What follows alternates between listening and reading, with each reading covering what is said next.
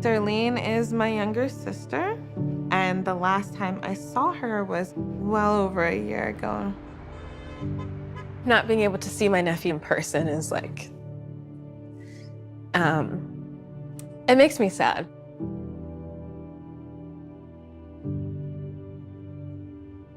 So imagine instead of looking at a screen, you're looking at a magic pane of glass.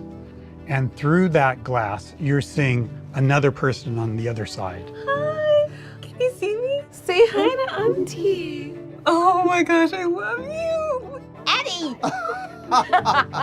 So, you look beautiful. And then you just start having a conversation, just like you would if you were physically together. Like, I feel like you're here.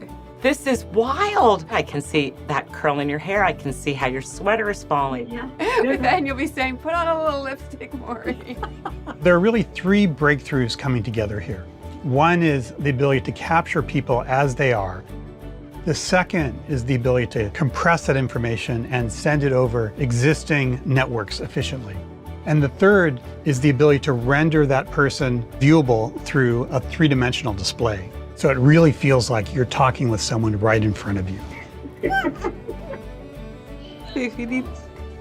We see this as a first step at applying technology to solve that really important problem that we often want to be together and we can't. Don't say goodbye, don't go away. That was mind-blowing. I've seen a lot, but I've never seen this. I felt like she was present, and I felt like I was present in that moment too. It was like she was here.